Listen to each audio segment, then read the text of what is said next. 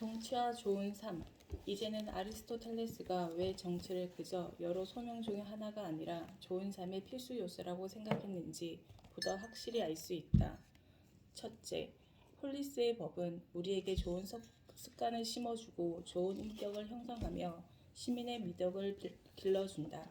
둘째, 시민의 삶은 자칫 휴면 상태에 놓일 수 있는 심사숙고하는 능력과 실천적 지혜를 발휘하게 한다. 집에서 홀로 할 수 있는 종류의 일이 아니다. 물론 한쪽 구석에 앉아서 우리가 어떤 정책을 선택해야 할지 고민할 수는 있다. 하지만 이는 중요한 행동을 함께하며 공동체 전체의 운명을 책임지는 것과는 같지 않다. 실제 공연장으로 들어가서 대안을 저울질하고 우리 생각을 논의하고 통치하고 통치받을 때만이, 한마디로 시민이 될 때만이 우리는 심사숙고에 능숙해진다. 아리스토텔레스가 생각하는 시민은 우리가 생각하는 시민보다 더 숭고하고 엄격한 의미의 존재다. 아리스토텔레스에게 정치는 여러 면에서 경제와 다르다. 정치의 목적은 공리를 극대화하거나 개인의 이익을 추구하기 위해 공정한 규칙을 제공하는 차원을 넘어선다.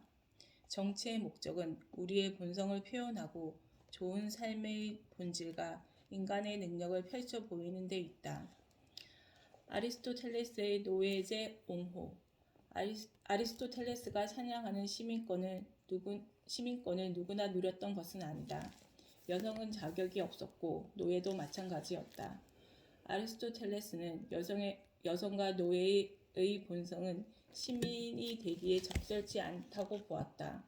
오늘날에는 누가 봐도 부당한 생각이다.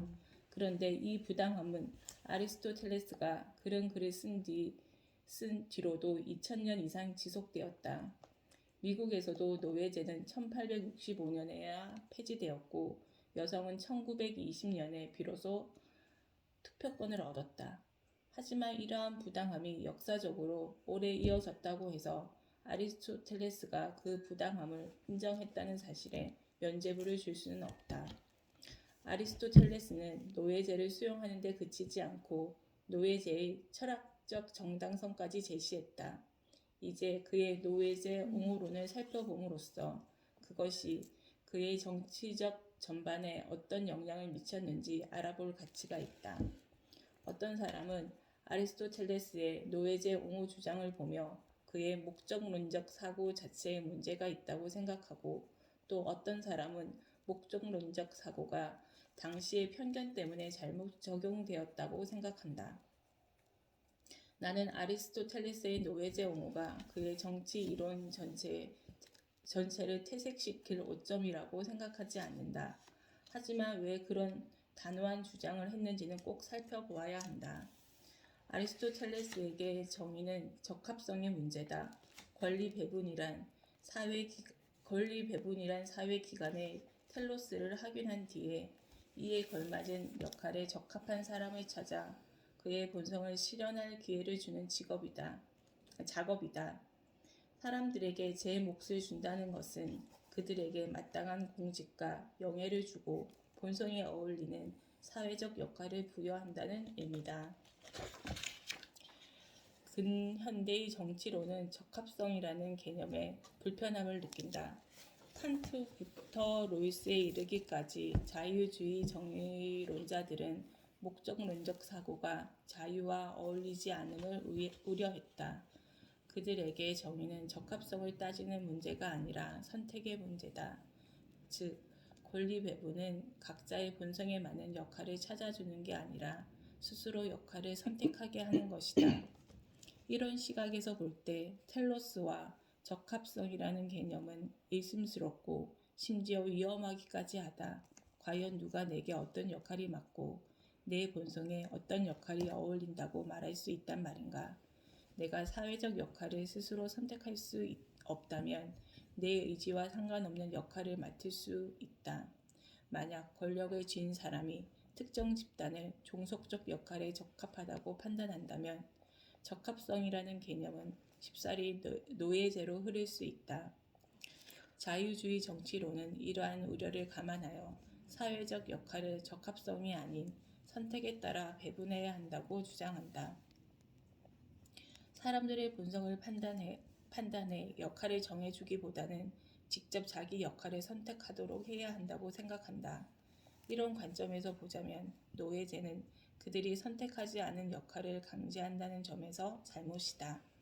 이에 대한 해결책은 텔로스와 적합성 윤리를 거부하고 선택과 합의의 윤리를 택하는 것이다. 하지만 그렇게 결론 내리는 건 너무 성급하다. 아리스토텔레스가 노예제를 옹호했다는 사실이 그의 목적론적 사고가 틀렸다는 증거일 수는 없다. 오히려 그 반대로 아리스토텔레스의 정의론 그 자체는 노예제를 비판할 근거가 가득하다. 사실 그가 말한 적합성이라는 정의의 개념은 선택과 합의에 근거한 이론보다 도덕적으로 더 엄격하고 오늘날의 역할 배분 방식에 비해 더욱 비판적일 수 있다. 왜 그런지 아리스토텔레스의 주장을 살펴보자. 아리스토텔레스에 따르면 노예제가 정당하려면 두 가지 요건이 충족되어야 한다. 노예제가 필요해야 하고 노예의 본성을 가진 이가 있어야 한다.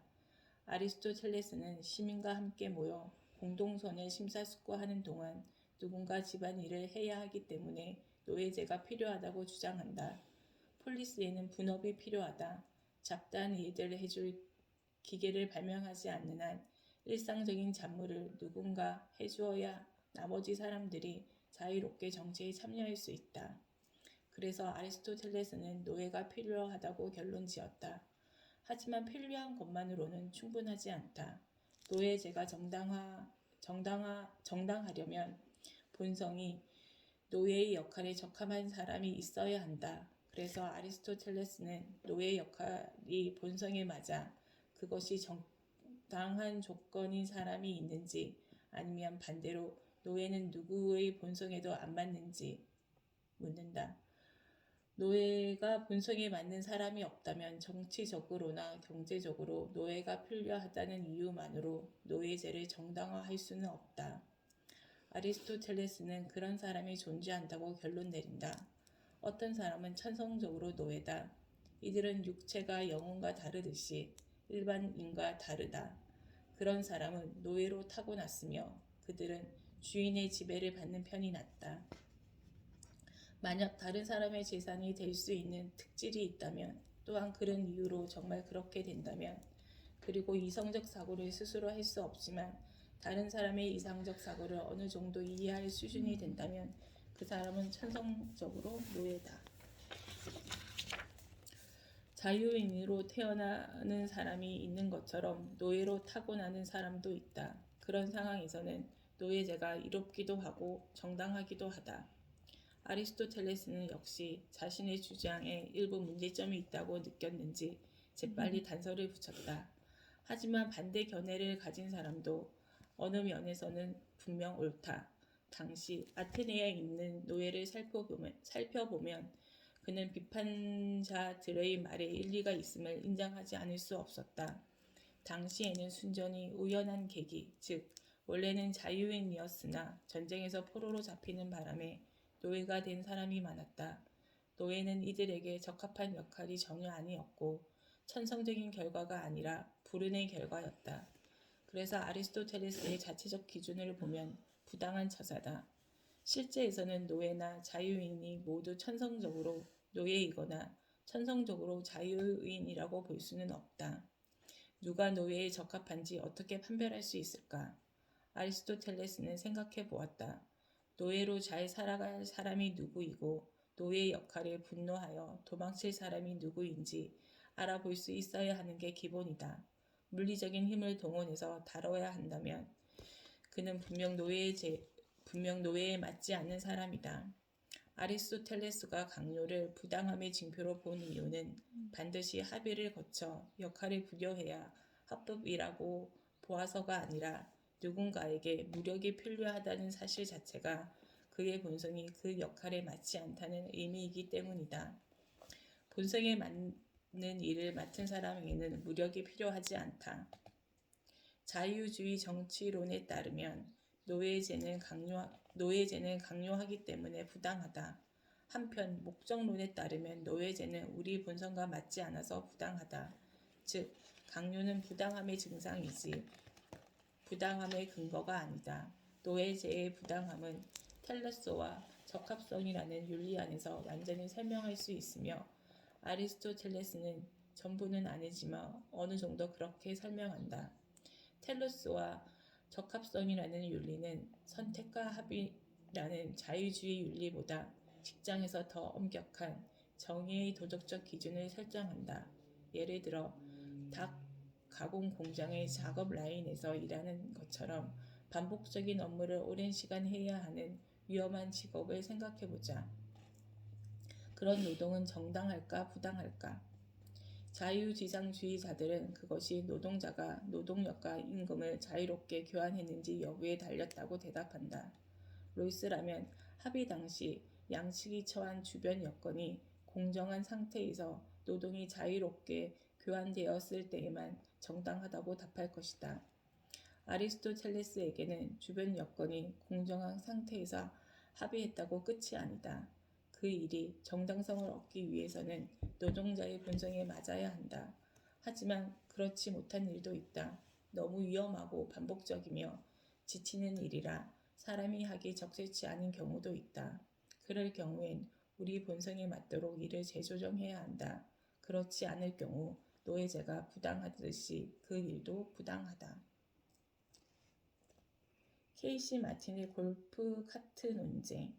케이시 마틴은 다리가 불편한 프로골프 선수였다.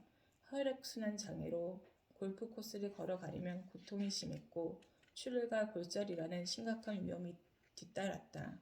이런 장애에도 불구하고 마틴은 경기에서 항상 뛰어난 실력을 보였다. 그는 스탠퍼드 대학의 챔피언십 팀에서 활동하다가 이후 프로로 전향했다. 마틴은 시합 중에 골프 카트를 이용하게 해달라고 미국 프로골프 협회에 요청했다. PGA는 최상위 프로 경기에서는 카트 이용을 금지한다는 규정을 들어 그의 요구를 거절했다. 마틴은 미국 장애인 법을 들어 소송을 제기했다. 이 법은 문제가 되는 활동의 본질에 근본적인 변화를 주지 않는 범위 안에서 장애인에게 합당한 편의시설을 제공하도록 규정하고 있다. 골프계의 거물들이 이 사건의 참고인으로 출석했다. 아넬드 파머, 잭 니클라우스, 캠 벤츄리 모두 카트 금지 규정을 옹호했다. 이들은 골프 경기에서 피로는 중요한 요소이기 때문에 걷지 않고 카트를 타면 마틴에게 불공평하게 유리하다고 주장했다. 이 사건은 결국 연방 대법원까지 갔다.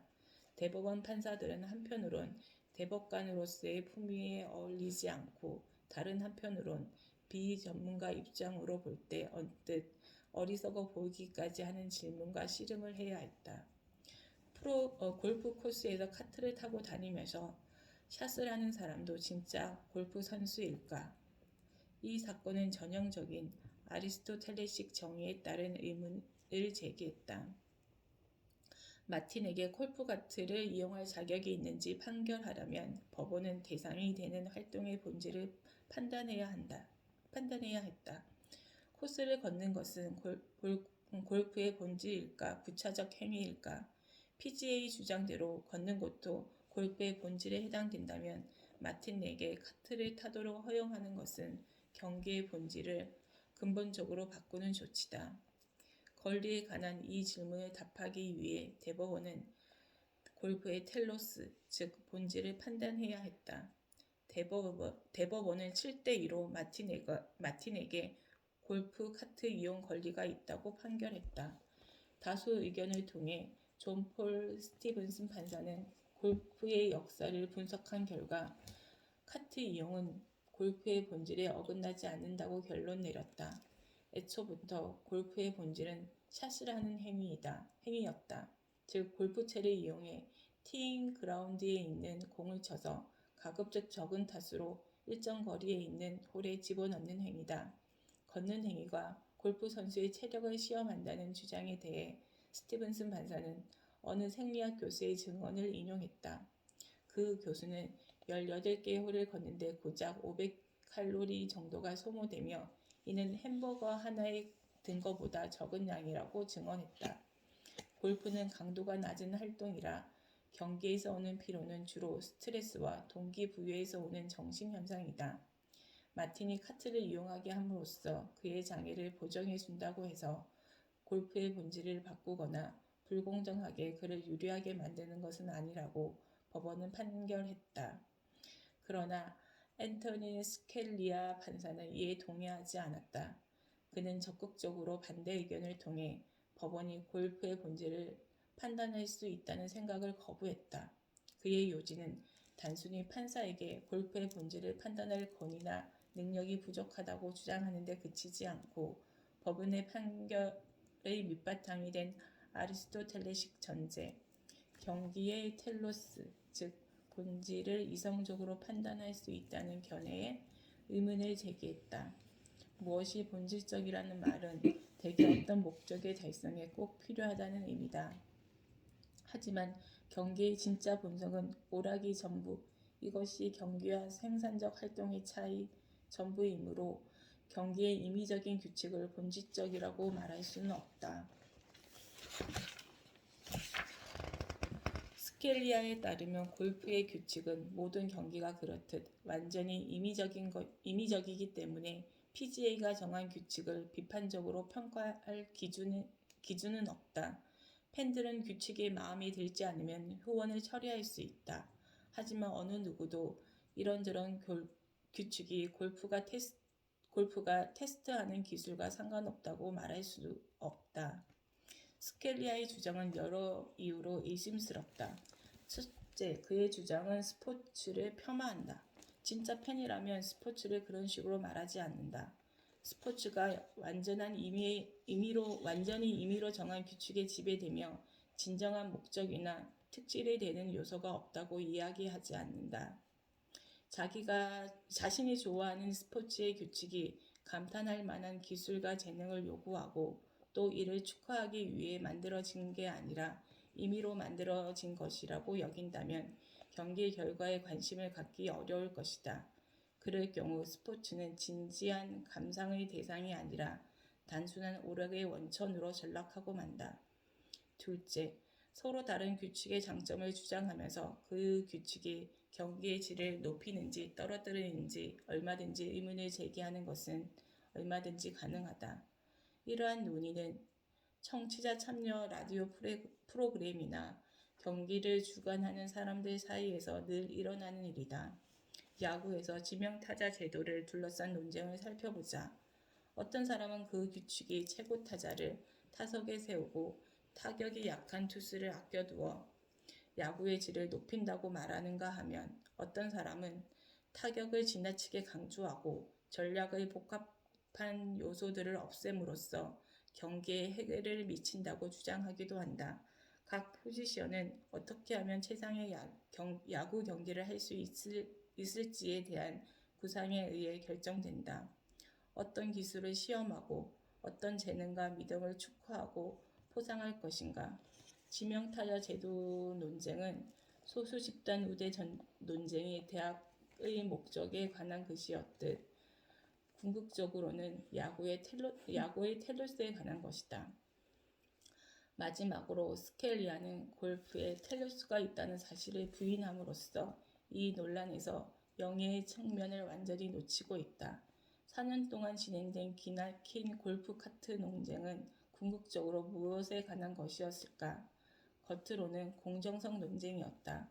PGA 골프의 거장들은 카트 이용을 허용하면 마틴이 불공정하게 유리해진다고 주장했고, 이에 대해 마틴은 자신의 장애를 감안하면 카트 허용은 단지 대등한 대결을 가능하게 해주는 조치일 뿐이라고 답했다. 하지만 공정성이 논란의 핵심일 뿐이었다면 해결책은 쉽고 확실하다. 경기에서 모든 선수에게 카트 이용을 허용하면 되기 때문이다. 모든 선수가 카트를 탄다면 공정성 논란은 사라진다. 하지만 이 해결책은 프로골프에서는 질색할 일이며 마틴에게만 허용되는 것보다 더 생각할 수 없는 대안이다. 왜 그럴까? 이 논란은 공정성 논란인 동시에 그보다는 더욱 떠 명예와 인정에 관한 논란이기 때문이다. 특히 골프가 운동 경기로 인정받고 존중받기를 바라는 PGA와 정상급 선수들의 요구가 반영된 논란이다. 문제의 핵심은 최대한 정교하게 들여다보자. 골프 선수들은 골프라는 경기의 지위에 다소 민감하다. 골프에는 달리거나 점프하는 행위가 없으며 공은 정지해 있다. 골프가 까다로운 기술이 필요한 경기라는 사실은 누구나 인정한다. 하지만 훌륭한 선수들이 받게 될 영예를 인정받으려면 그 스포츠가 힘든 육체적 대결이 있는 경기로 보여야 한다.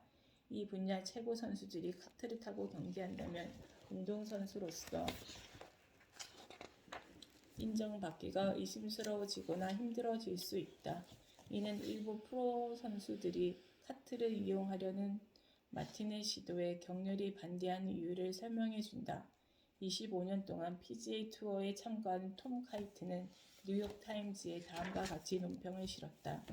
내가 볼 때 케이시 마틴의 카트 이용 권리를 지지하는 사람들은 우리가 지금 경쟁하는 스포츠에 대해 논한다는 사실을 무시하는 것 같다. 우리는 지금 운동 경기에 대해 논하고 있다. 프로 골프를 운동 경기로 여기지 않는 사람은 골프 경기장이